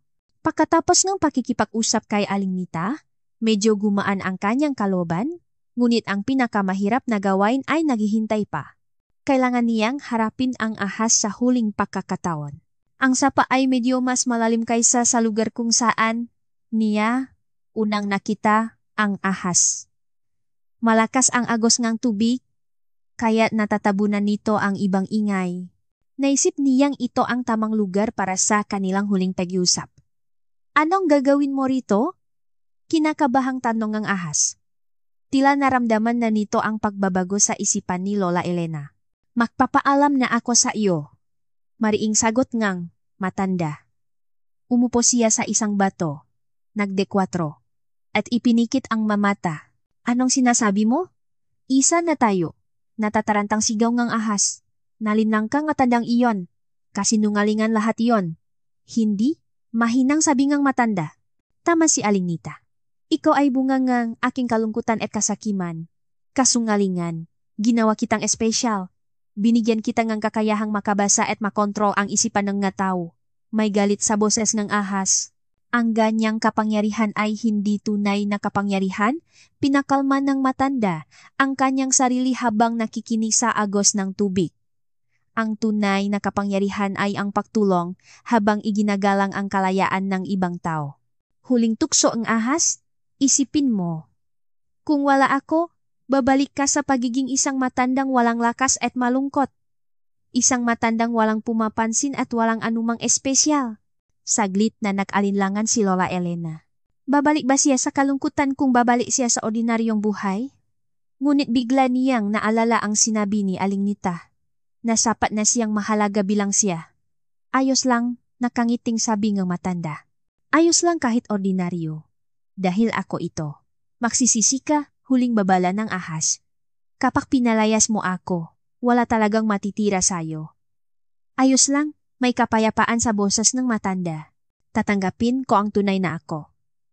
Sa sandaling iyon, nagsimulang magbago ang katawan ng matanda. May gumalaw sa kanyang dibdib at unti-unti itong umaayat. Tila lalabas na ang ahas sa kanyang katawan, hindi pa huli ang lahat. Huling sigaw ng ahas, baguhin mo ang iyong isip, ngunit hindi natinak si Lola Elena. Nakatuon siya sa agos ng tubig, huminga ng malalim at nagbugang ang hangin. Kumalat ang payapang katahimikan sa kanyang isipan. Hindi maari. Hindi mo ako maaring iwan. Unti-unting humina ang boses na ahas. Naramdaman ni Lola Elena na may gumagalaw sa kanyang bibig. Talagang lumalabas na ang ahas. Medyo nakakadiri, ngunit tiniis niya. Masaya siya sa pag-isip na sa wakas ay magiging malaya na siya. Tandaan mo, babalik ako balang araw. Unti-unting lumayo ang boses na ahas. Sa wakas, tuluyan nang lumabas ang ahas na may kulay bahagari mula sa bibig ng matanda. Maganda pa rin ito tulad ng dati, ngunit hindi na ito mukhang mahiwaga. Isa na lang itong nilalang. Muling tiningnan ng ahas ang matanda bago nawala sa damuhan. At kasabay nito, nawala rin ang lahat ng espesyal na kakayahan ni Lola Elena. Hindi na niya kayang basahin ang isipan ng ibang tao. Wala na siyang pambihirang lakas. At hindi na siya makakita ng malinaw sa gabi. Lahat ay bumalik sa pagiging isang ordinaryong 82 taong gulang na lola. Ngunit sa hindi malamang dahilan, hindi siya nang hinayang. Sa halip, gumaan ang kanyang pakiramdam. Tila nabunutan siya ang tinik, nawala na rin ang kakaibang presensya sa kanyang dibdib. At pakiramdam niya ay naging tunay na siyang sarili. Matagal na nakaupo ang matanda sa lugar na iyon. Inayos niya ang kanyang isipan habang nakikinig sa agos ng tubig. Ito na talaga ang bagong simula. Wala siyang espesyal na kakayahan, ngunit maari siyang mabuhay bilang siya. Paano ako mabubuhay ngayon? Sabi niya sa sarili. Wala ng boses ng ahas na sumasagot. Mula ngayon, kailangan na niyang magpasya para sa sarili. Ngunit hindi siya natatakot. Sa halip, malaya siya. Ang mabuhay bilang sarili. Nang hindi kinokontrol ng iba at hindi nangongontrol ng iba ay napakahalagang bagay na kanyang natutunan. Nagsimula nang lumubog ang araw. Oras na para bumalik sa baryo. Dahan-dahang tumayo ang matanda at umalis sa sapa. Medyo mahirap ang pagbabalik. Nawala na ang kanyang pambihirang lakas at bumalik na siya sa katawan ng isang ordinaryong lola. Ngunit hindi rin ito masama. Ang pagtanggap sa sariling limitasyon ay bahagi ring ng paglago. Nang matanaw na niya ang baryo, bigla siyang nag-alala. Malulutas ba talaga ang mga kakaibang pangyayari sa baryo? O paano siya makikisama sa mga taong patuloy na nagdududa sa kanya? Ngunit hindi na siya natatakot sa mga alalahaning iyon. Naisip niyang kung makikipag-usap siya ng tapat sa mga tao, at kahit abuting ng panahon, makakaunawaan din sila. Pagdating niya sa bahay, oras ng hapunan. Habang nahahandang ng simpleng hapunan, inalala niya ang nangyari ngayong araw. Talagang maraming pagbabago ang naganap sa isang araw. Nang tumingin siya sa labas ng bintana, mas tahimik ang anyong ng baryo. Umaasa. Siya ngayong wala na ang ahas, unti-unti nang malulutas ang nakakaibang pangyayari.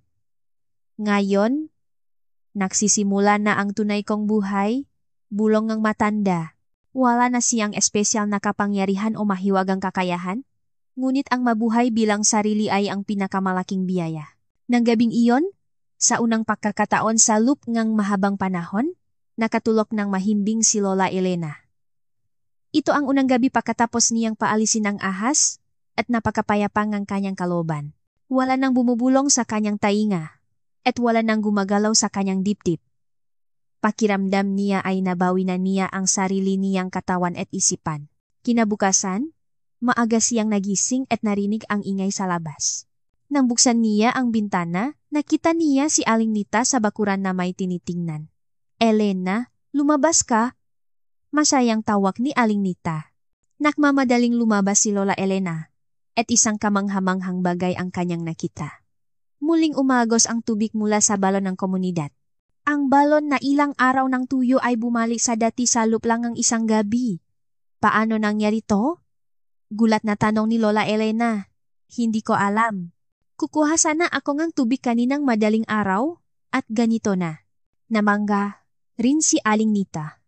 Ngunit may ideya, si Lola Elena. Nang mawala ang ahas, nagsimula na ring malutas ang nga kakaibang pangyayari sa baryo. Hindi lang iyon. Sa pag-ikot niya sa baryo ng umaga, napansin niyang gumagaling na rin ang nga nakasakit na hayop. Muling naglalakad sa bakuran ang mga manok ni Aling Nita at mukhang malusok na rin ang kambing ang lola ni Marco. Naku, gumaling na ang mga manok ko. Masayang sigaw ni Aling Nita. Gumaan ang loop ni Lola Elena.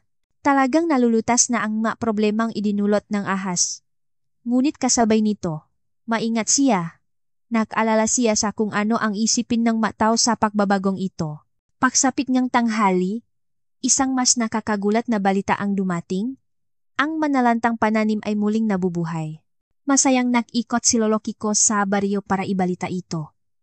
Mga kababayan, tingnan ninyo ang ating mga taniman. Nabubuhay muli ang nga pananim.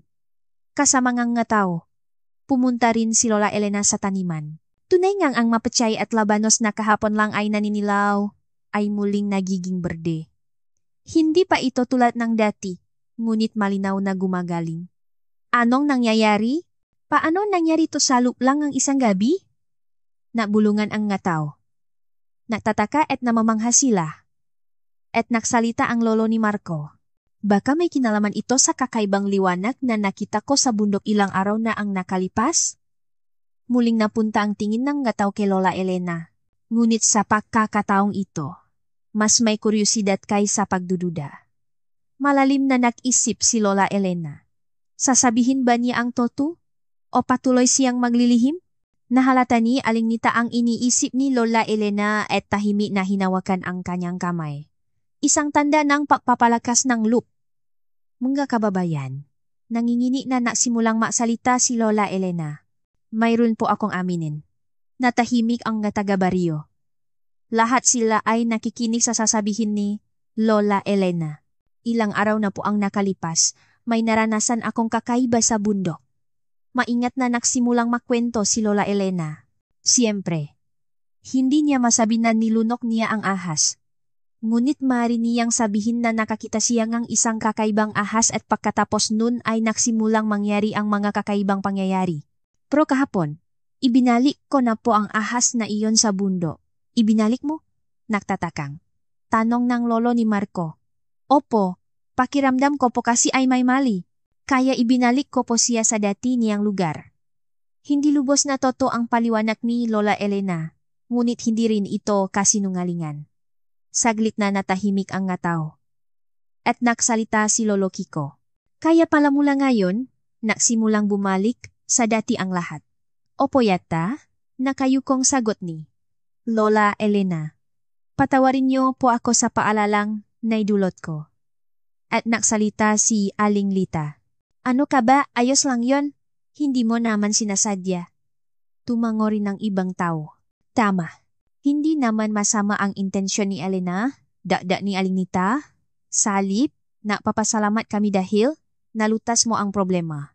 Mas mainit ang naging reaksyon ng nga tao kaysa sa inaasahan niya. Gumaan ang loop ni Lola Elena. Hindi man siya lubusang napatawad, ngunit tila naiintindihan naman siya.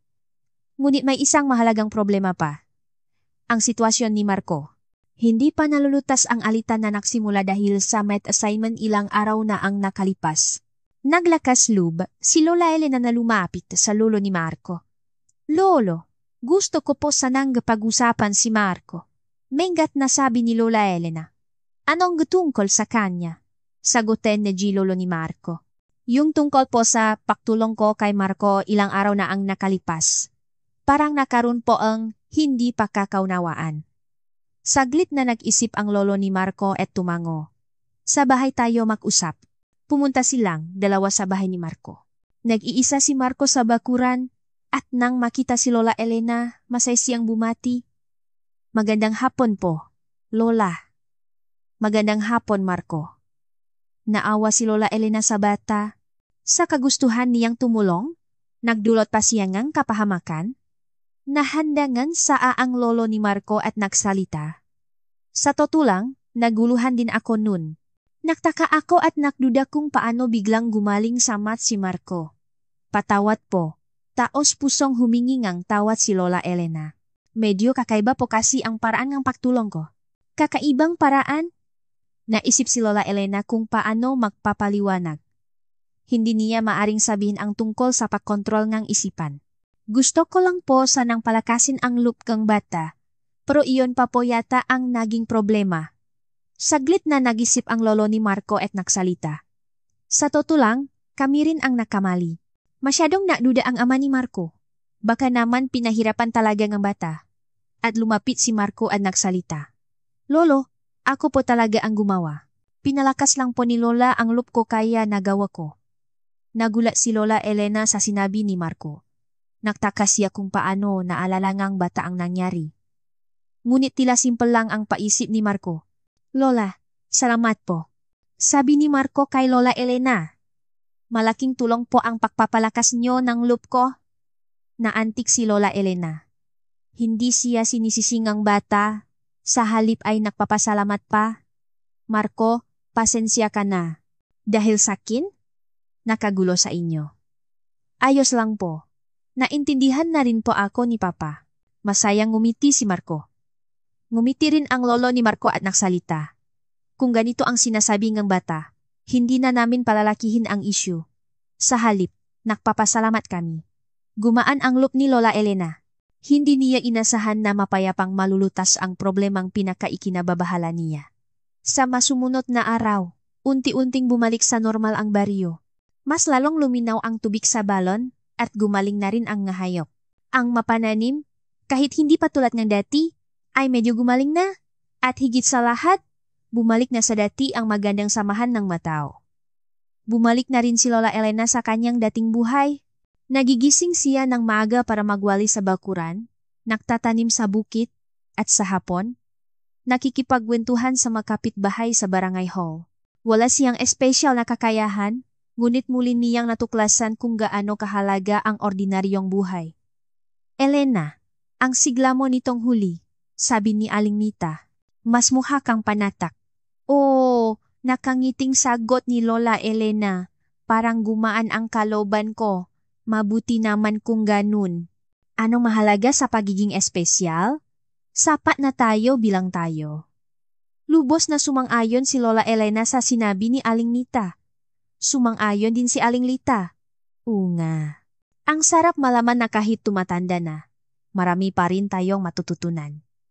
Lalo na naantik si Lola Elena sa sinabing iyon. Marami rin siyang natutunan sa karanasang ito. Kung ano ang tunay na kapangyarihan, kung ano ang tunay na kalayaan, at kung gaano kahalaga ang ordinaryong buhay. Gabi na nang umuwi, tiningnan ni Lola Elena ang baryo. Napakaganda ng payapang tanawin. Walang espesyal na nangyayari, ngunit mas maganda iyon. Ngayon, nagsisimula na ang tunay kong buhay, bulong niya. Wala ng boses ng ahas, ngunit mas mabuti iyon. Ngayon, kaya na niyang magpasya para sa sarili. Pagpasok sa bahay at habang nahahanda nga hapunan, inalala ni Lola Elena ang araw na iyon. Naayos na ang relasyon niya sa mga taga-baryo. Nalutas na ang problema ni Marco. At higit sa lahat, payapa ang kanyang kalooban. Tahimik na nakatayo ang bundok sa labas ng bintana. Ang lahat ng pangyayaring nagsimula sa bundok na iyon ay tila magiging magandang alaala na lang. Mahirap man, ngunit sa proseso, natakpuan niya ang tunay niyang sarili. Makalipas ang isang buwan, lubos nang bumalik sa kapayapaan ang baryo maligaya. At nakahanap na rin ng bagong ritmo ang buhay ni Lola Elena. Pareho pa rin ang kanyang araw-araw, ngunit lubos na nagbago ang kanyang pananaw. 5:30 ng umaga. Ganun pa rin siya nagigising. Ngunit hindi na niya ayaw bumangon. Sa halip, inaabangan na niya ang bagong araw. Binuksan niya ang bintana, nilanghap ang sariwang hangin, at bumulong, ano kayang magandang mangyayari ngayon? Dati, iniisip niya, ganito na naman siguro ang araw na ito, ngunit ngayon, bawat araw ay bago. Habang nagwawalis sa bakuran, natutuwa si Lola Elena sa pagtuklas ng mga maliliit na pagbabago. Ngayon, mas matingkat na pula ang nga dahon ng puno nga nara kaysa kahapon, at sa isang sulok ng bakuran, namumukatkat ang isang maliit na bulaklak ng kosmos. Ang ganda, nakangiting tiningnan ni Lola Elena ang kosmos. Ang maliliit na bagay na dati niyang nilalampasan ay ngayon ay mahalaga na. Elena, ang aga mo bumati si Aling Nita mula sa kabilang bakot. Nitong mga araw na ito, mas naging malapit silang dalawa. Dahil sa pinagdaanan nilang makasama, lalong tumibay ang kanilang pakakaibigan. Oh, ang gandal kasi ngang panahon ngayon. Itinayo ni Lola Elena ang walis at sumagot. Nita, anong gagawin mo ngayon? Ewan ko, balak sana naming malakat-lakat ni Lita. Gusto mong sumama? Masayang tinanggap ni Lola Elena ang alok ni Aling Nita. Dati, isipin niyang nakakatamat. Ngunit ngayon, masaya na siyang kasama ang makapitbahay. Pagkatapos kumain ng agahan, nagtungo si Lola Elena sa taniman. Pagkatapos nga insidente sa ahas, mas lalong lumago ang nga pananim. Naging mataba ang nga pechay, at lumabas na sa lupa ang nga labanos. Hindi na ako mag-alala sa pag-asara ngayong taon, masayang sabi ni Lola Elena. Habang nagtatrabaho sa taniman, naisip ni Lola Elena na nakapagtataka ng kaya niyang makaroon ng isang makabuluhang araw kahit wala ang ahas. Dati, iniisip niya na kailangang may mangyaring espesyal para maging makabuluhan ang isang araw. Ngunit ngayon, alam na niya kung gaano kahalaga ang ordinaryong buhay. Narinig ni Lola Elena ang tabo ni Marco sa likuran niya. Pauwi na yata ito galing sa eskwela. Magandang hapon po, Marco. Kumusta ang eskwela? Masayang tanong ni Lola Elena. Nitong maaraw na ito, laging masayang bumabati si Marco kapag nakikita siya. Tila mas naging malapit pa sila pagkatapos ng insidenteng iyon. Naka, 100 po ako sa math exam namin. Ngayon, may pakmamalaking sabi ni Marco. Talaga? Wow, ang galing. Taos pusong natuwa si Lola Elena. Dahil pinahirapan mo yan, mas makabuluhan yan. Masayang ngumiti si Marco. Sabi niyo po kasi, dahan-dahan lang, at nagawa ko nga. Hindi ko po minadali. Naantik si Lola Elena. Ang pagtulong niya gamit ang kapangyarihan ng ahas ay walang naitulong. Ngunit ang kanyang taos-pusong pagpapalakas ng loop at payo ay tunay na nakatulong sa bata. Oh, Marco, dahil pinahirapan mo yan, dapat mo talaga ipakmalaki. Niyakap ni Marco si Lola Elena at sinabing, Lola, salamat po, dahil pinalakas niyo ang loop ko nun. Ang dalisay na pusong bata ay nakpainit sa pusong matanda. Sa hapon, tulad niyang napag-usapan, naglakat-lakat sila ni na Aling Nita at Aling Lita sa likod ng bundok. Hindi sila pumunta sa lugar kung saan niya nakita ang ahas. Sa halip ay sa malapit at patak na daan lang sila naglakat. Napakasaya ng tatlong matanda habang makakasabay na naglalakad at nakukwentuhan. Elena, talagang nagbago ka na, sabi ni Aling Lita. Mas masigla ka na ngayon. Oo, ganon din ang pakiramdam ko.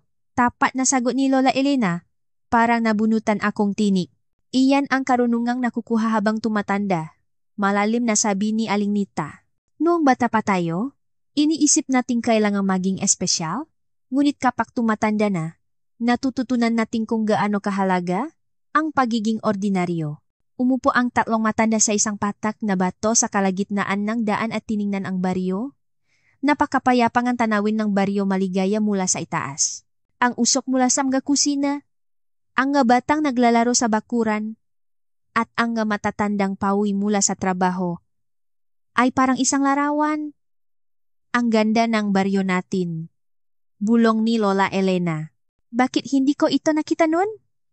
Dahil hindi, mapakali ang isip mo nun, sagot ni Aling Lita. Ako rin. Nitong huli ko lang nalaman na maganda pala ang tanawing ito. Pagkatapos maglakat-lakat, naghanda ng hapunan si Lola Elena, isang simpleng sinigang, at sara, at nga dahon ngang pechay mula sa taniman. Mag-isa siyang kumain, ngunit hindi na siya nalulungkot. Sa halip, nagustuhan niya ang tahimik at payapang oras ng pagkain. Habang kumakain, inalala niya ang araw na iyon. Walang espesyal na nangyari, ngunit maraming maliliit na kasiyahan. Ang ganda ng Chosmos, ang masayang ngiti ni Marco, ang masayang paglalakat-lakat kasama ang mga kaibigan, at ang payapang oras na mag-isa. Lahat ng ito ay mahahalagang sandali. Ngayon, alam ko na kung sino talaga ako. Bulong ni Lola Elena habang tinitingnan ang kanyang walang lamang plato. Natutunan niyang kaya niyang makarunang isang makabuluhang araw sa sarili niyang paraan, kahit walang tulong ng ahas at walang espesyal na kakayahan. Nang matulog na siya sa gabi, masaya si Lola Elena. Wala nang bumubulong na boses ng ahas sa kanyang tainga, at wala nang kakaibang gumagalaw sa kanyang dibdib. Hindi niya akalain na ganito kasarap ang pakiramdam na tapusin ang araw sa sarili niyang katawan at isipan. Kumikislap ang mga bituin sa labas ng bintana. Dati, tinitingnan niya ang mga bituin na iyon at iniisip, hanggang kailan ako mabubuhay ng ganito?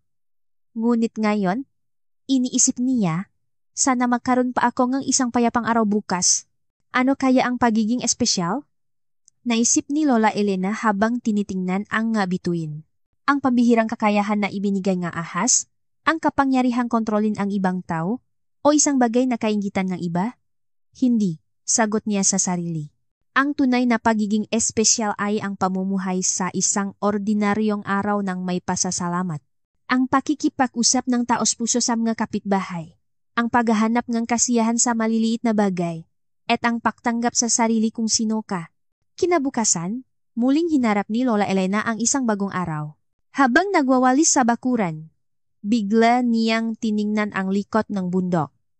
Sa isang lugar sa bundok na iyon, maaring naninirahan pa rin ang ahas na may kulay bahagari, ngunit hindi na siya natatakot. Sa halip, nagpapasalamat pa siya. Dahil sa ahas na iyon, natuklasan niya kung ano talaga ang gusto niya. Baka makakita siya nga ibang taong malungkot, bulong ni Lola Elena. Sana mas matalino ang kanyang maging desisyon sa pagkakataong iyon. Nang hapong iyon, habang nagtitipon ang matatanda sa barangay hall, isang bagong balita ang dumating. Isang matandang babae na nag-isa sa kabilang baryo ay may kakaibang panaginip daw nitong huli. Isang ahas na may kulay bahagari raw ang napapakita at nakalo ng espesyal na kakayahan. Balita ni Aling Lita. Malalim na nag-isip si Lola Elena. Naisip niyang kailangan niyang puntahan ang matandang iyon. Bago siya mahulog sa tukso nga ahas, gusto niyang ipaalam sa kanya kung ano talaga ang mahalaga. Gamit ang sarili niyang karanasan. Nita, bukas, kailangan kong pumunta sa kabilang baryo, sabi ni Lola Elena kay Aling Nita. Bakit? Nagtatakang tanong ni Aling Nita. Parang may kailangan akong tulungan. Ngumiti si Aling Nita sa sagot ni Lola Elena. Oo, mabuti yan. Kung may matutulungan ka, tulungan mo. Pero huwag mong pilitin. Oo naman. Kung talagang kailangan niya ng tulong, tutulungan ko siya. Kung hindi, magiging mabuting kapitbahay na lang kami. At sa gayon, nakahanap si Lola Elena ng bagong papel. Ang papel na tahimik na lumapit sa mga taong maring makaranas ng parehong karanasan at ipaalam sa kanila kung ano ang tunay na kaligayahan. Hindi gamit ang espesyal na kakayahan, kundi gamit ang kanyang karanasan at karunungan. Makalipas ang ilang araw, pagkatapos makipag-usap sa matandang babae sa kabilang baryo, lalong naging sigurado si Lola Elena kung gaano kamakabuluhan ang kanyang buhay. Natutunan niyang kahit walang kapangyarihan ng ahas, sapat na ang taos-pusong pakikipag-usap at mainit na pag-alo para makatulong sa ibang tao. At sa gayon, nagsimula ng bagong buhay si Lola Elena ng baryo Maligaya, isang ordinaryong lola na walang espesyal na kakayahan o mahiwagang kapangyarihan. Ngunit sa kanyang pagiging ordinaryo, natakpuan niya ang tunay na pagiging espesyal. Ang pamumuhay sa bawat araw ng may pasasalamat, ang pakikipag-usap ng taos-puso sa mga kapitbahay, at ang pagtulong sa iba gamit ang kanyang karanasan. Isang araw, habang maganda ang paglubo ng araw, tiningnan ni Lola Elena ang langit mula sa kanyang bakuran at bumulong. Napakasaya ko, taos-puso ang kanyang sinabi. Mas masaya siya ngayon kaysa nung bago niya makilala ang ahas at nung mayroon siyang kapangyarihan ng ahas. Dahil ngayon, kaya na niyang mahalin ang sarili kung sino siya at nakahanap siya ngang sapat na kahulugan at kasiyahan sa ordinaryong buhay. At higit sa lahat, alam na niya kung ano ang tunay na kalayaan. Salamat. Pakilike po. Mahal ko kayo.